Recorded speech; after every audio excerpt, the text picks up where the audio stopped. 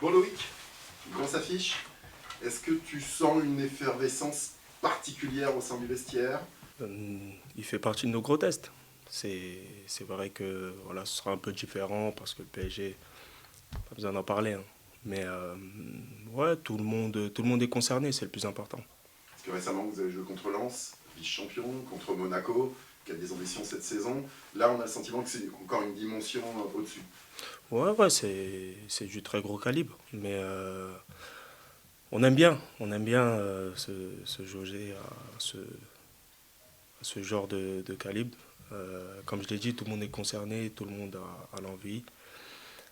Pendant la semaine, pour revenir sur ce que, sur- sur par quoi vous avez commencé, on a senti, quand je dis on, c'est tout le monde, quelque chose de positif. Donc voilà, on va, avec l'apport des supporters qui sont là depuis le début de la saison et nous aident sans rien lâcher, essayer de faire quelque chose de beau.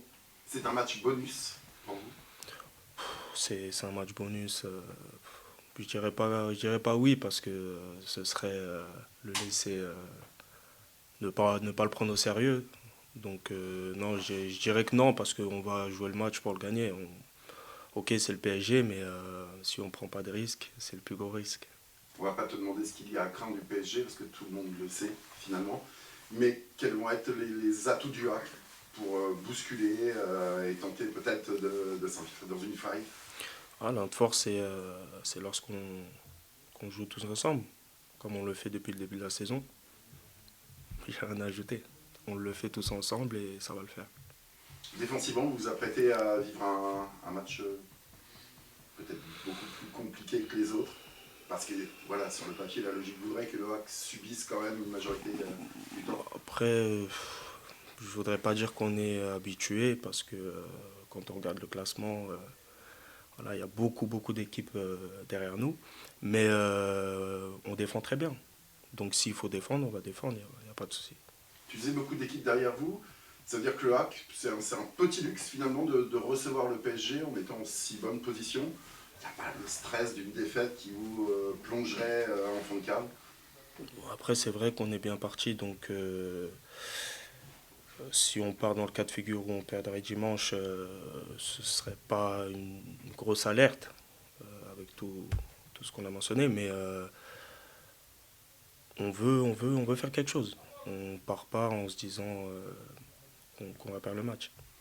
Un but sur les 5 derniers matchs, là aussi c'est une grosse perf et encore ce but concédé à Toulouse qui a été sans conséquence. Ouais, c'est comme je le disais, on défend très bien. On défend très bien, c'est aussi notre très grosse force si on doit comparer tous les autres domaines. Mais voilà, on défend bien, on s'est amélioré un peu plus sur le domaine offensif. Maintenant, faut juste peaufiner tout ça et essayer de même faire mieux parce que je trouve toujours, et on le sait tous ensemble, hein, que c'est pas assez. Tu as une expérience internationale. Est-ce que tu fais partie de ces joueurs qui vont avoir un rôle peut-être un peu plus important que d'habitude à jouer dans les heures et qui vont précéder le coup d'envoi? Oui, sûrement, sûrement, de par mon expérience, mais dans le vestiaire, il y a beaucoup de joueurs qui, qui peuvent sortir aussi du lot en termes de caractère.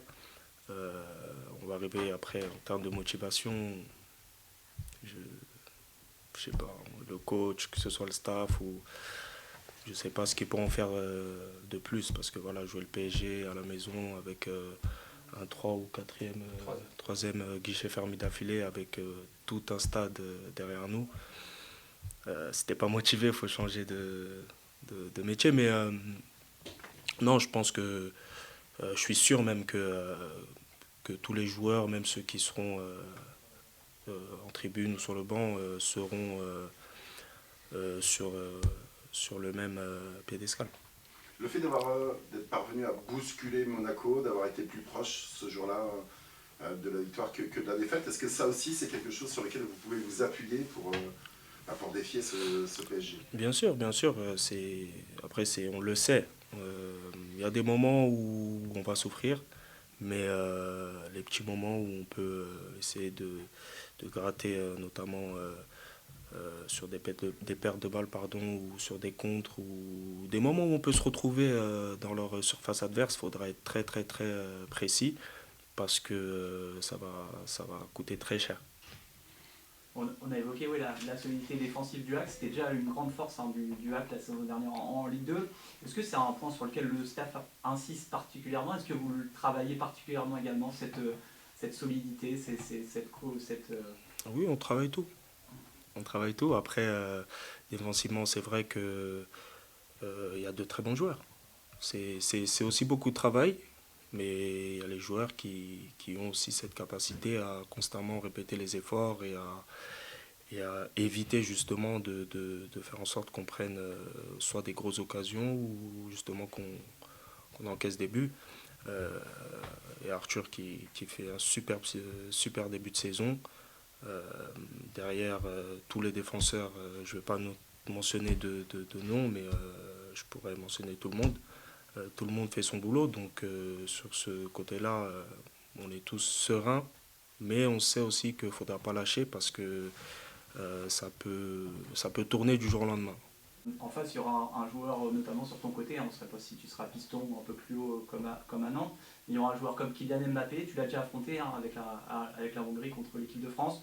Est-ce qu'on se prépare, est-ce que c'est particulier forcément d'affronter l'un des meilleurs joueurs de la planète? C'est c'est le meilleur. C'est le meilleur. Maintenant, moi, voilà, j'ai un challenge. J'aime ce genre de choses. Je me confronterai à lui et voilà, je donnerai mon maximum pour justement euh, qu'il explose pas à Océane et essayer de le mettre à l'ombre un peu. Mais voilà, ça reste le meilleur joueur, donc faudra être prêt.